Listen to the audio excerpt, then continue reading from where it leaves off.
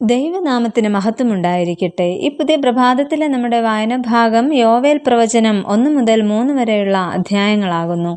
ഇന്നത്തെ ചിന്തയ്ക്കായി വിശുദ്ധ ലൂക്കോസ് എഴുതിയ സുവിശേഷം 7-ാം അധ്യായം 37-ാം വാക്യം. ആ പട്ടണത്തിൽ പാപിയായ ഒരു സ്ത്രീ അവൻ പരീശന്റെ വീട്ടിൽ ഭക്ഷണത്തിനിരിക്കുന്നത് അറിഞ്ഞ് ഒരു വെൺകൽ ഭരണി പരിമളതൈലം കൊണ്ടുവന്നു. യേശുവിനെ അധികം സ്നേഹിക്കുന്നതായ ഒരു സ്ത്രീയെ നാം ഇവിടെ കാണുന്നു. പാപിനിയായ സ്ത്രീ എന്ന ഒരു വിശേഷണമാണ് അവൾക്ക് നൽകിയിരിക്കുന്നത്. ഈ സ്ത്രീ ആരായിരുന്നു എന്നോ പേരോ കുടുംബ പശ്ചാത്തലമോ ഒന്നും നമുക്ക് അറിയുവാനായിട്ട് കഴിയുന്നില്ല. അവൾ ഏവരുടെയും ദൃഷ്ടിയിൽ ഒരു മോശപ്പെട്ട ജീവിതം നയിക്കുന്ന സ്ത്രീയായിരുന്നു. എന്നാൽ വിശുദ്ധ ലൂക്കോസ് അവളെ പാപിയായ ഒരു സ്ത്രീ എന്നു മാത്രമേ വിശേഷിപ്പിക്കുന്നുള്ളൂ. സ്ത്രീക്ക് നഷ്ടപ്പെടുവാനുള്ളത് സ്ത്രീത്വത്തിൻ്റെ പരിപാവനതയാണ്. അത് നശിച്ചവളെ സമൂഹം നിന്ദിക്കുന്നു. സാധാരണ സ്ത്രീകളെല്ലാം അവളെ വെറുത്തിരുന്നു.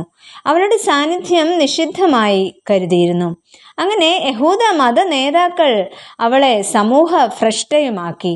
എന്നാൽ യേശു കർത്താവ് അവളെ സ്നേഹിക്കുന്നു. ആ സ്നേഹത്തിലൂടെ അവളിൽ വലിയ മാറ്റങ്ങൾ ഉളവാകുവാൻ കാരണമായി തീർന്നു. യേശുവിൻ്റെ സ്നേഹം ഏതൊക്കെ രീതിയിലാണ് അവളെ മാറ്റിയത് എന്ന് നമുക്ക് നോക്കാം. ഒന്നാമതായിട്ട്, തന്നെ വിലയ്ക്ക് വാങ്ങാത്ത ഒരു മനുഷ്യനെ അവൾ സ്വീകരിക്കുന്നു. ഏവരുടെയും പരിഹാസപാത്രമായി മാത്രം അതുവരെ ജീവിക്കേണ്ടി വന്നതായ ഒരു സ്ത്രീ. ആ പരീശ ഭവനത്തിലേക്ക് എത്തിയ സ്ത്രീ അവിടെ ഒരക്ഷരം മിണ്ടുന്നില്ല. എന്നാൽ ആരും അവളോടും ഒന്നും പറയുന്നില്ല. ഏവരും പുച്ഛത്തോടും അറപ്പോടെയും മാത്രം കണ്ടിരുന്ന ഒരു സ്ത്രീ. എന്നാൽ അവൾക്കും യേശു തൻ്റെ ജീവിതത്തിൽ സ്ഥാനം നൽകുന്നതായിട്ട് നമുക്ക് കാണുവാൻ സാധിക്കുന്നു. യേശുവിനെ കുറിച്ച് അവൾ ഒരു പക്ഷേ കേട്ടിരിക്കാം. ഹൃദയത്തിൻ്റെ അഗാധതയിലേക്ക് ഇറങ്ങിച്ചെല്ലുന്ന യേശുവിൻ്റെ വചനങ്ങൾ ഒരു പക്ഷേ അവളെ സ്പർശിച്ചിരിക്കാം.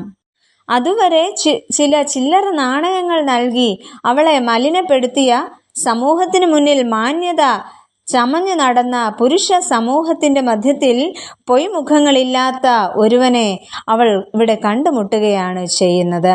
ക്രിസ്തു അവളെ പുച്ഛിക്കുന്നില്ല, അവൾക്ക് വിലയിടുന്നുമില്ല. ഇവിടെ തന്നെ വിലയ്ക്ക് വാങ്ങാത്ത, തനിക്ക് വേണ്ടി ജീവൻ പോലും തരാൻ തയ്യാറാകുന്ന ക്രിസ്തുവിനെ അവൾ യഥാർത്ഥമായിട്ട് കണ്ടുമുട്ടുകയാണ് ചെയ്യുന്നത്. അത് അവളുടെ ജീവിതത്തിന് തന്നെ ഒരു വഴിത്തിരിവായി മാറുന്നു. രണ്ടാമതായിട്ട്, ആ മനുഷ്യന് അവൾ അടിമയാകുന്നു. പാപിനിയായ സ്ത്രീയുടെ പാപങ്ങൾ യേശു കർത്താവ് ക്ഷമിക്കുന്നതിലൂടെ അവൾ ഒരു പുതിയ ജീവിതത്തിന് ഉടമയായി തീരുന്നു. യേശുവിൻ്റെ സ്നേഹത്തിന് മുന്നിൽ അവൾ സ്വയം അടിമയായി തന്നെ സമർപ്പിക്കുന്നു. ദൈവിക സ്നേഹം എന്നത് മുൻവിധികളില്ലാതെ, പരിധിയില്ലാതെ, വ്യവസ്ഥകളില്ലാതെ, വിവേചനമില്ലാതെ അപരനിലേക്ക് ആഴത്തിൽ ഇറങ്ങിച്ചെന്ന് ജീവിതത്തെ രൂപാന്തരപ്പെടുത്തി അടിമയാക്കുന്നതാണ്. ക്രിസ്തുവിന് മുന്നിൽ തന്നെ പൂർണ്ണമായി സമർപ്പിക്കുന്നതിലൂടെ അവൾ പുതിയ സൃഷ്ടിയായി തീരുന്നു.